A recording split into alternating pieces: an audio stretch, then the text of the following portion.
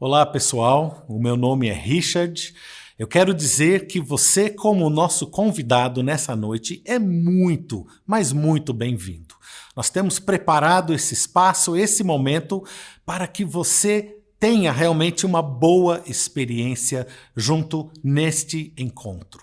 Eu quero começar com uma afirmação.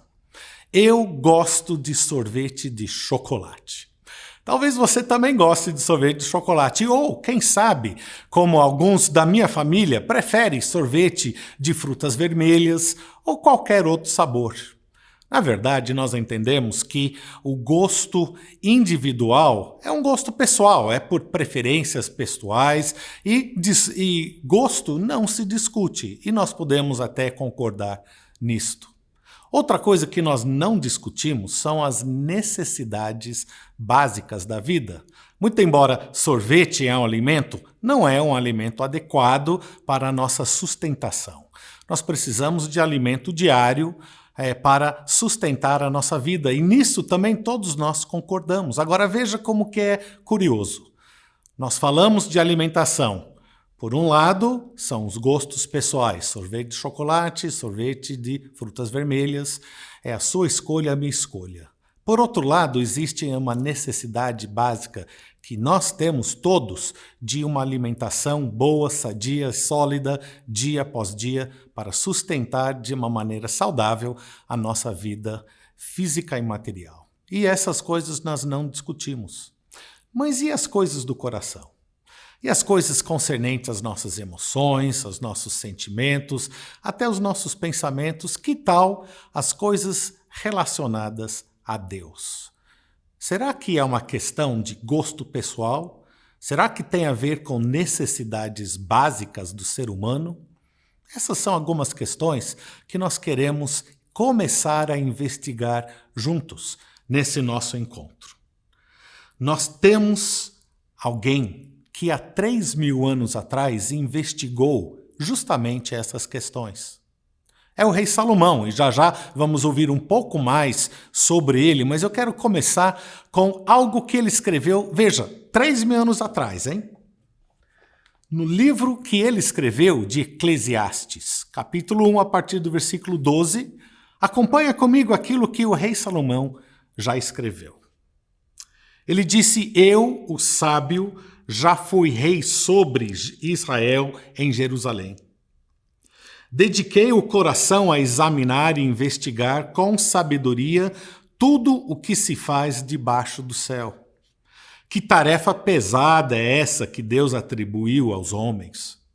Observei tudo o que se faz debaixo do sol, tudo é ilusão, é perseguir o vento. Não se pode endireitar o que é torto, não se pode contar o que falta. Então pensei comigo mesmo, tornei-me um homem próspero, cuja sabedoria é maior do que a dos que governaram Jerusalém antes de mim. Realmente acumulei muita sabedoria e conhecimento.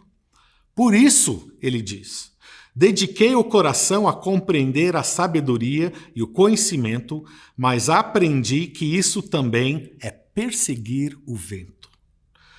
Porque em muita sabedoria há também muita frustração. Quanto maior o conhecimento, maior é a tristeza.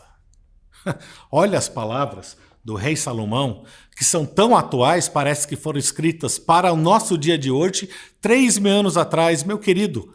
O coração humano e a nossa experiência de vida, ela não muda de época em época. Nós temos uma progressão de tecnologia e toda uma maneira diferente de viver a vida, mas as questões internas continuam iguais. Nós entendemos que o rei Salomão chegou a algumas conclusões. Já nós vamos ouvir um pouco mais sobre o que ele disse e como que isso é relevante às nossas vidas. Mas eu quero apresentar agora quem vai estar junto conosco nessa noite para começar a falar sobre não somente o rei Salomão, mas as questões que tangem as nossas vidas. É o meu amigo, o Marcos Soares. O Marcos Soares é, além do meu amigo, ele é alguém que tem toda uma formação própria e adequada para estar falando para nós nessa noite. Ele é formado em letras pelo Centro Universitário Claritiano. Ele também tem graduação internacional pelo Instituto Haggai, ali na ilha de Maui, no estado americano do Havaí. E esta graduação ele conseguiu no ano de 2005. Ele é autor de vários livros. E ele também é preleitor corporativo. Ele dá palestras na área de liderança, de formação de equipes, de gestão de projetos e de comunicação. Eu tenho certeza que aquilo que o Marcos irá nos apresentar nessa noite vai levantar algumas questões que são comuns entre nós. E nós vamos ter a oportunidade de ouvi-lo já, daqui a pouco. Primeiro vamos assistir esse pequeno vídeo musical que eu tenho certeza você vai gostar. E em seguida o Marcos Soares estará com a palavra.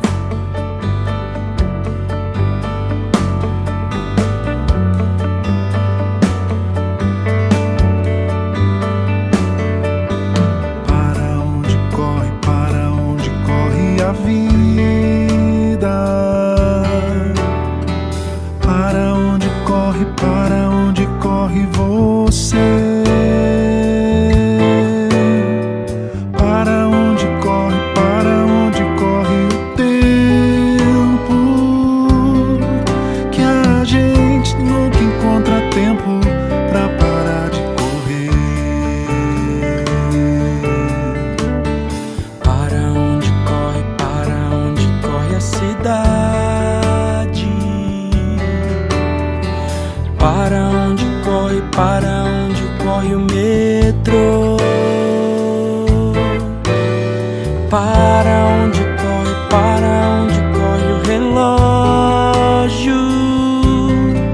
Que a gente tá sempre com ódio, porque se atrasou e perdeu a hora, e perdeu o sábado, e perdeu o início de um filme que mal começou. E perdeu a viagem, e perdeu dinheiro, mas pra falar a verdade, o que perdeu primeiro?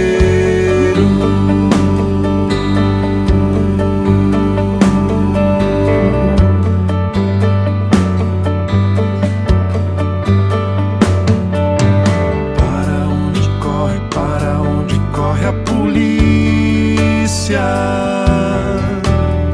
Para onde corre o ladrão? Para onde corre o governo? Se no final desgoverno corre a nação. Para onde corre o progresso? Para onde corre a razão?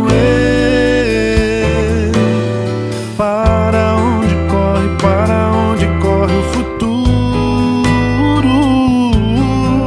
Que todo mundo anda mais duro no seu coração, porque perdeu a hora, e perdeu o sábado, e perdeu o início de um filme que mal começou. E perdeu a viagem, e perdeu dinheiro, mas pra falar a verdade, o que perdeu primeiro?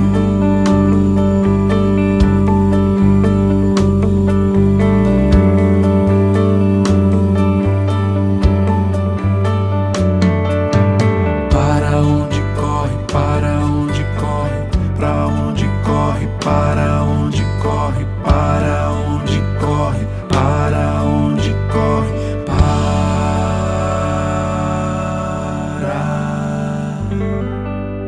Olá, meu nome é Marcos Soares e é uma alegria estar com você aqui, um prazer poder ter esse tempo aqui no canal da Igreja Batista do Cambuí. E é muito bom saber que você se interessou por esse assunto que a gente vai tratar aqui nas próximas 5 semanas. Como resolver seu maior problema? Qual é o seu maior problema? Claro, a gente quer soluções, a gente não quer falar muito de problema, mas para resolver um problema direito, a gente precisa diagnosticá-lo bem e então encontrar a saída e as soluções. Quero convidar você então a não somente acompanhar os vídeos, como você está fazendo agora, mas desde já te incentivar a participar também dos grupos de discussão que nós teremos logo depois de cada uma dessas exposições que a gente vai fazer aqui. São mensagens bem breves aqui para chamar sua atenção para alguns pontos e depois você poder conversar mais sobre eles com o pessoal que está preparado para isso. Quero começar te fazendo uma reflexão, uma provocação. Imagina aquela história da lâmpada mágica, né, que você esfrega e o gênio sai e você faz um pedido. Aí imagine que saísse dessa lâmpada um gênio conhecido, tipo Bill Gates, assim, um sujeito que você sabe bem que tem aí uma certa capacidade de resolver uma série de problemas. Suponha que você esfregasse a lâmpada, saísse o Bill Gates e ele te perguntasse isso. E aí, meu amigo, o que é que eu posso fazer por você? Quero resolver o seu maior problema. O que é que você responderia para ele? Vamos lá, já penso você fazendo a lista, mas você tem que riscar algumas coisas daí, porque só pode resolver um problema. Olha, a gente pode imaginar quanta coisa um cara com a grana e com a influência, com o poder do Bill Gates poderia fazer para a gente, não é? Certamente ele poderia resolver bastante coisa para nós, especialmente se isso envolvesse dinheiro, porque tem bastante. Agora, outras coisas nem o Bill Gates resolveria, não é? Por exemplo, se o seu problema a ser resolvido fosse alguma coisa relativa à saúde, ele poderia pagar um tratamento, ele poderia pagar um médico, um especialista, o melhor do mundo, mas ele não podia te recuperar a saúde por mais dinheiro que ele tivesse. Se o seu problema fosse relacionamento com seus filhos, ou com um filho em especial, haveria pouca coisa que ele poderia fazer diretamente para te ajudar a resolver. Se você pensasse ainda em uma coisa mais profunda, como, por exemplo, falta de paz ou lidar com o medo, você acha mesmo que ele poderia resolver isso para você? E se fosse em relação à esperança do futuro? Você tem certeza de que poderia confiar sua vida nas mãos de um homem, mesmo que um homem rico, poderoso e influente como Bill Gates?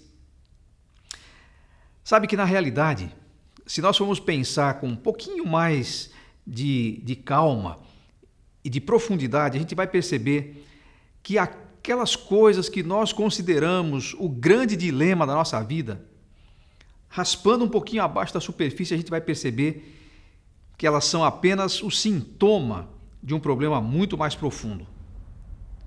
Precisamos fazer o diagnóstico certo para poder ir atrás da solução certa. E é isso que eu gostaria de fazer. Andar com você por esses dias, buscando na fonte certa a resposta que a gente precisa.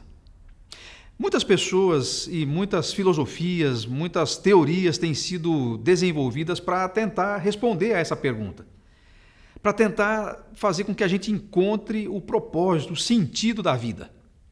Na verdade, no fundo, por mais que a gente consiga coisas, consiga conquistas, consiga privilégios, consiga sucesso, no fundo, a gente vai chegando a um tempo na vida em que a gente percebe que essas coisas que a gente conquistou, que a gente ganhou, não são suficientes para preencher o nosso vazio existencial. No fundo, a gente percebe ainda está faltando alguma coisa. Como eu disse, muitas teorias foram produzidas para tentar nos ajudar com isso. Uma delas foi escrita ou foi desenvolvida por um psicólogo americano chamado Abraham Maslow. Você talvez já tenha ouvido falar dele e da sua pirâmide das necessidades, ou da teoria das necessidades de Maslow, como ficou conhecido o seu estudo mais famoso. Quando você faz um curso, um treinamento, quando você fala de motivação, você acaba citando Maslow e sua teoria. O que é que ela dizia? Teoria interessante e até nos ajuda a entender como as pessoas são motivadas de maneira diferente, dependendo do momento que ele está na vida. Mas ele dizia assim: o ser humano é movido por necessidades, e na medida em que ele vai suprindo suas necessidades mais básicas, ele vai percebendo uma necessidade maior e vai subindo até que ele chega no topo da pirâmide. Quais eram esses degraus? O primeiro deles, segundo Maslow, eram as necessidades fisiológicas. Nós precisamos comer, precisamos dormir, precisamos tratar do nosso corpo. E, dizia ele, enquanto essas necessidades não forem supridas, a gente nem pensa em outra coisa. Comer primeiro, encher a barriga primeiro, dormir bem, e aí depois a gente vai pensar em alguma outra coisa. Mas depois que essas necessidades estão supridas, a gente vai para um segundo nível, a gente sobe um degrauzinho e aí começa a pensar na segurança. Eu preciso manter isso que eu tenho. Então ele dizia, nós vamos sentir essa necessidade de subir esse degrau na pirâmide. Depois que a gente percebe que está seguro e temos as nossas necessidades fisiológicas garantidas e asseguradas, a gente começa então a ter uma outra necessidade e começa a perceber necessidades sociais. Nós precisamos fazer parte de alguma coisa, precisamos nos sentir inseridos em alguma comunidade, em algum grupo, em uma tribo, para que a nossa vida comece a fazer sentido para além das nossas necessidades básicas que nós já temos garantidas. Quando a gente consegue isso, dizia Maslow, nós vamos então para um outro nível, e esse é o nível que ele chamou das necessidades de estima. Nós precisamos ser reconhecidos, nós precisamos que as pessoas gostem do que a gente faz, que as pessoas nos aplaudam de alguma forma, reconheçam aquilo que a gente está fazendo. Então ele dizia, quando você conseguiu tudo isso, aí você está pronto para ir para o topo da pirâmide, para terem supridas as suas necessidades de autorrealização, de realização pessoal. Teoricamente, você passando por todas essas fases, quando você chegasse no topo dessa pirâmide, você seria uma pessoa que ia descobrir o sentido da vida. Você ia conseguir perceber que agora suas necessidades estão satisfeitas e você pode viver de uma forma bacana. Agora você chegou lá. Essa teoria é interessante por vários aspectos, tem algumas verdades nela, mas você deve estar já pensando que talvez isso não se aplique 100% às nossas necessidades, porque quanta gente você conhece que já chegou no topo da pirâmide, mas ainda está frustrado?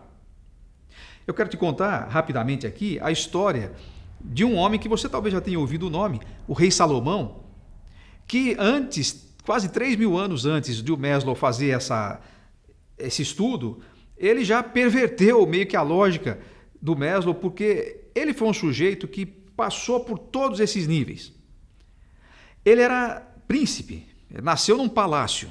Então você pode imaginar que um príncipe, nascido literalmente em berço de ouro, não é uma pessoa que vai ter necessidades fisiológicas para se preocupar. Claro que ele vai ter, mas ele tem o suprimento daquilo muito tranquilo. Salomão nunca passou fome, ele nunca teve que lutar assim desesperadamente pelo pão de cada dia.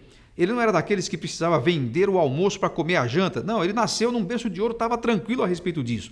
Morava num palácio com literalmente toda a segurança da guarda pessoal do seu pai, que era o rei, e da família, garantindo a sua segurança. Mais do que isso, ele viveu uma época em que nem guerras havia.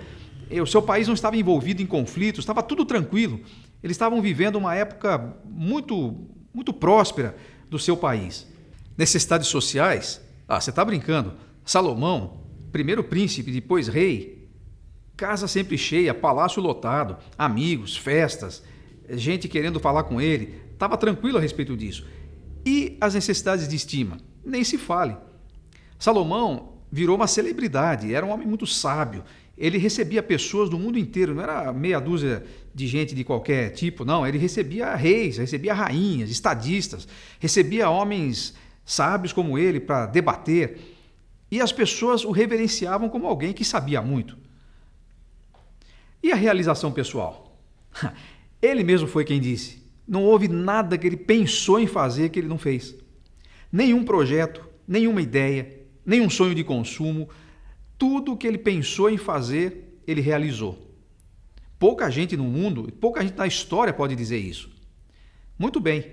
Usando a terminologia de Maslow, nós diríamos: Salomão galgou degrau por degrau e chegou no topo da pirâmide. E quando ele chegou lá, o que você acha que ele disse? Estou realizado, estou tranquilo, descobri por que a vida é tão boa e está tudo bem comigo? Não, não foi isso. Quando ele chegou lá no topo da pirâmide, ele escreveu um livro. O livro chama-se Eclesiastes.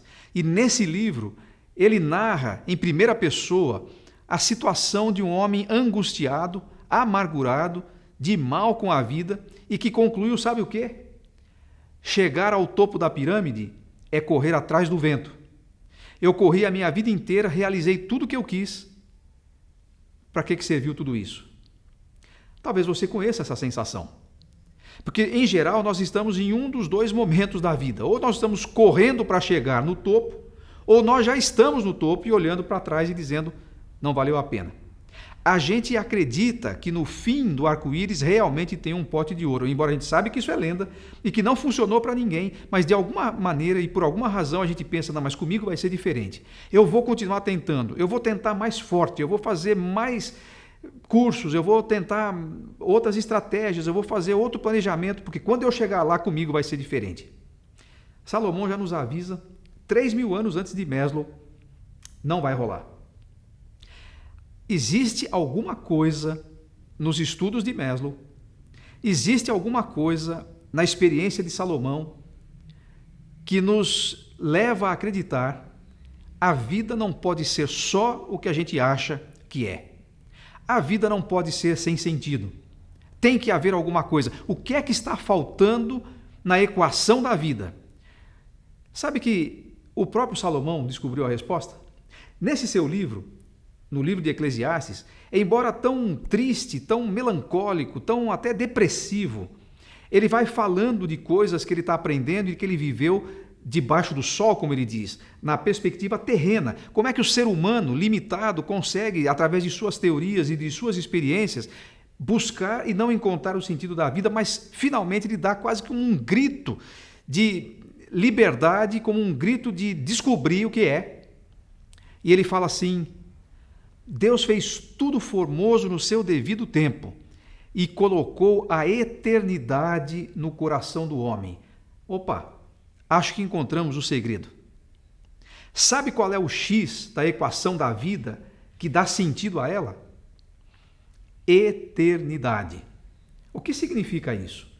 Isso significa que o ser humano, eu e você, só encontraremos propósito na existência, só encontraremos sentido para a vida se nós estivermos plenos do eterno. E ao falar em eternidade aqui, ao falar em relacionamento, em contato com o eterno, eu não estou me referindo a misticismo, a religiosidade, a espiritualidade, no sentido assim, muito líquido que é falado hoje em dia. Aquela espiritualidade assim que cada um pensa no que quer, crê no que quer e faz da sua vida o que quer em relação à eternidade e pronto. Não, eu estou falando de algo muito específico. Quando eu me refiro à eternidade e relacionamento com o eterno, eu estou falando de um relacionamento real com um Deus eterno. O Deus de que Salomão falou no seu livro é o Deus que se revela a nós. E é sobre isso que a gente quer falar. Mas aí você pode perguntar, mas você acabou de falar que nós não vamos falar sobre religião. Você acabou de falar que nós não vamos falar sobre as crenças e as teorias humanas. Agora você está falando sobre Deus. Pois é. Mas eu preciso lhe falar de onde é que nós vamos tirar as informações e o embasamento daquilo tudo que nós vamos conversar aqui nesses dias. Porque isso pode fazer toda a diferença. Imagine que você compre um carro da marca X. Vamos falar marca X porque eu não estou ganhando aqui para fazer propaganda de nenhuma. Então, o seu carro da marca X. Aí, de repente, dá uma pane no seu carro. Carro novo também quebra. Muita tecnologia, muita coisa embarcada ali no painel. Aliás, às vezes tem coisa ali que você compra o carro e nem sabe direito como é que usa, não sabe como é que liga aquilo direito, como é que funciona. Quando você tem alguma dúvida ou quando deu algum problema, alguma pane, o que é a primeira coisa que você faz? Pelo menos as pessoas inteligentes como você certamente fariam. No porta-luvas do seu carro tem um livrinho chamado Manual do Fabricante, Manual de Instruções ou Manual do Veículo. Interessante, você pega aquele manual e normalmente na capa tem lá em grande destaque a marca X, o fabricante do seu automóvel. Seria muito surpreendente e até frustrante se ao pegar aquele manual, ao invés de ter lá a marca X, tivesse a marca Y. Ou seja, você comprou um carro X e o manual é da marca Y. Não faria sentido. A melhor instrução para o seu carro deve ser dada pelo fabricante do seu carro. Bom, mas o que é que isso tem a ver com o Eterno? O que tem a ver com Maslow, com Salomão e especialmente o que tem a ver comigo e com você?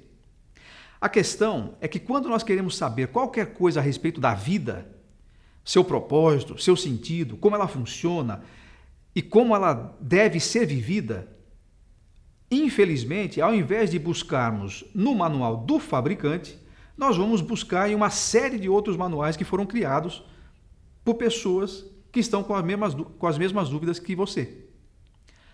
Trocando isso em miúdos, sabe a respeito do que eu estou querendo te dizer? Nossa conversa aqui, que vai ser sobre vida, sobre eternidade, sobre o X da equação, ela precisa ser baseada no manual do fabricante, no manual do Criador, do autor da vida. Os cristãos, como eu, creem que a Bíblia é a revelação de Deus para nós. Nós cremos que nós fomos criados por Deus com um propósito. E este propósito é revelado a nós por meio de uma palavra escrita que Deus deixou para a gente. Nós a conhecemos como a Bíblia. Sim, é verdade que a Bíblia foi escrita por seres humanos. Isso não é surpresa para quem lê e conhece a Bíblia, porque a Bíblia mesmo afirma que nenhuma profecia foi dada de particular elucidação, mas que homens santos falaram movidos da parte de Deus.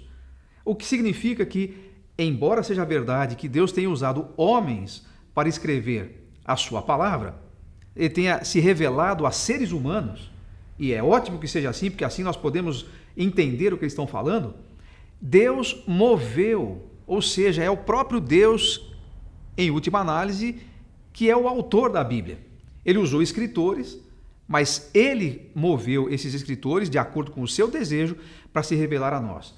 Em outras palavras, A Bíblia é o manual do Criador.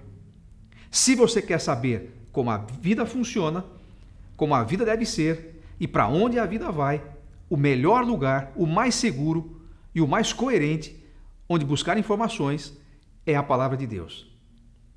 Eu creio nisso. Eu não sei o que é que você pensa a respeito da Bíblia, mas honestamente, o que eu e você pensamos a respeito da Bíblia não é tão importante quanto o que a Bíblia diz a respeito de nós. E é isso que eu quero desafiar você a fazer comigo durante essas semanas. Vamos olhar o que a Bíblia tem a dizer para nós, o que a Bíblia tem a nos informar, e podemos nos surpreender bastante. Talvez há algumas informações que nós vamos compartilhar com você, baseados na Bíblia, que você nunca tenha ouvido, algumas que você tenha ouvido, mas talvez não tenha dado muita atenção, e talvez algumas que você tenha ouvido de um jeito, mas quando você vai olhar no que a Bíblia diz, você vai perceber que a Bíblia fala outra coisa. Há muitas pessoas que têm um certo receio de ler a Bíblia porque acham que ela é muito difícil, ela é muito complicada, é coisa para profissionais. Olha, deixa eu lhe dizer uma coisa, e isso já pode ser surpreendente. É verdade que existem coisas difíceis de entender na Bíblia. Coisas que depois de ler muitas vezes, estudar, ouvir a opinião das pessoas, a gente tem uma certa dificuldade de chegar a uma conclusão. Eu aprendi a ler a Bíblia com 5 para 6 anos de idade. Eu fui alfabetizado na minha casa e desde que eu fui alfabetizado, aliás, minha mãe me alfabetizou com uma Bíblia. Eu aprendi a ler e a escrever lendo uma Bíblia. Então já faz bastante tempo que eu leio a Bíblia e ainda há coisas que eu realmente não consigo entender muito bem. Mas o surpreendente não é isso. É que essas partes mais difíceis, embora existam, elas são talvez a menor parte. A maior parte das coisas que estão na Bíblia nós podemos entender. E sabe que depois de ler tantas vezes as Escrituras, eu concluí uma coisa. Não são as coisas difíceis da Bíblia que são o nosso problema. São as coisas claras, fáceis e muito objetivas que a Bíblia fala a nosso respeito, que constituem a nossa maior dificuldade. Porque na maioria das vezes elas mostram que nós não estamos andando pelo caminho certo e não estamos no caminho que Deus preparou para a gente andar. Então eu quero deixar você tranquilo a respeito disso. Nós não vamos ficar aqui discutindo as coisas difíceis da Bíblia. Vamos falar sobre aquelas coisas tão claras, tão simples, que uma criança pode entender e que vão mudar, literalmente, vão transformar a nossa vida. É o X da questão. O X da questão, a vida eterna, pode ser compreendida por qualquer pessoa. Eu ia dizer por qualquer pessoa que saiba ler, mas nem é isso, porque mesmo que você não soubesse ler e alguém lesse o que está escrito para você, seria capaz de entender exatamente aquilo que Deus quer dizer a respeito da sua vida, do seu futuro, da sua eternidade. Meu propósito nesse primeiro encontro é que você tenha sido despertado para esta realidade e para essas coisas tão importantes e que você nos acompanhe até o final da nossa jornada. Posso então lhe pedir mais uma vez 2 coisas? A primeira delas, assim que terminar esse vídeo, vá para uma das salas de discussão que estão preparadas com pessoas aguardando você para trocar ideias, para discutir o que foi falado. De repente você quer fazer alguma pergunta ou quer comentar alguma coisa sobre o que você acabou de ouvir. Eu quero convidar você, não deixe de participar desses grupos de discussão. E a segunda coisa, não perca o restante da série. Na próxima semana, nesse mesmo horário, aqui no canal do YouTube da Igreja Batista do Cambuí, a gente continua. Até lá, tchau! Só quero lembrar você que você poderá voltar para este mesmo canal no domingo agora, a partir das 9 horas da manhã, para os nossos cultos que são transmitidos nesse mesmo canal do YouTube. É só entrar nesse mesmo canal e você poderá participar junto conosco. Você é muito bem-vindo. Não deixe de vir participar junto conosco. Para aqueles que já são membros da nossa igreja, que já são frequentadores, que recebem as comunicações no nosso canal de comunicações, você poderá se deslocar agora para a sala de oração, onde você terá um momento muito especial com o pastor Eli, Elias. Você pode, no término desse momento, já entrar e acessar o link e estar junto com ele. Mas se você está aqui junto conosco nessa noite, quem sabe pela primeira vez, quem sabe alguém te convidou e você gostaria de entrar numa outra sala do Zoom, uma sala de bate-papo onde você vai ter muita liberdade de falar e ouvir. Você entra sem constrangimento algum. Agora, na sua tela, você tem ali projetado um QR Code, está ali também junto as informações ali do identificador da reunião, a senha de acesso, você poderá usar essas informações para entrar na sala onde eu estou já aguardando a sua entrada, para nós termos um momento juntos. Como eu disse, é um momento sem nenhum constrangimento. Você pode entrar só para ouvir. Você talvez tenha alguma dúvida, mas nós estaremos começando um bate-papo franco, aberto, tranquilo sobre algumas questões que o Marcos levantou. Quem sabe alguma coisa que ele disse falou ao seu coração, talvez suscitou ali alguma dúvida, alguma curiosidade, despertou algo em você e nós estamos prontos agora para nós podermos falar um pouco mais sobre essas coisas. Você pode ir e vir da sala também com total liberdade. Você não tem nenhum constrangimento nesse momento. Use então toda essa senha de acesso. Eu estou aguardando a sua presença e será uma alegria receber a cada um. Deus abençoe a todos nesse final de noite de quinta-feira. Tenha uma ótima sexta-feira, um bom final de semana e até o nosso encontro agora, alguns instantes ou quem sabe no domingo. Que Deus abençoe a vida de cada um. Ao sentir o mundo ao meu redor,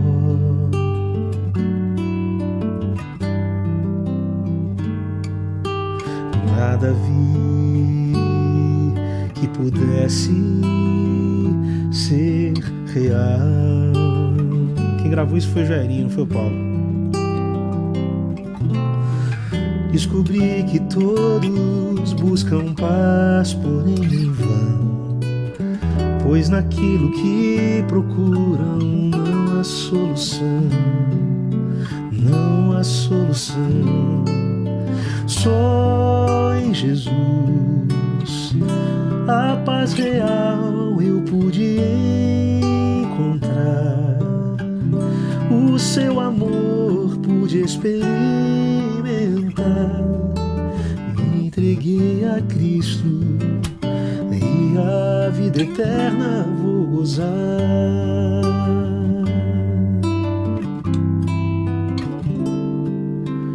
Posso ver que você não é feliz.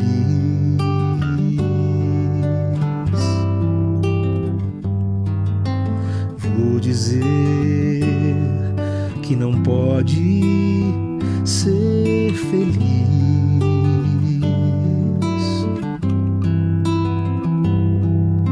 Se continuar a procurar em vão, em caminhos que não trazem solução, não trazem solução.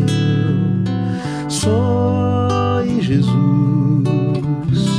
a paz real você vai encontrar, o seu amor vai experimentar. Venha Jesus Cristo e a vida eterna vai gozar.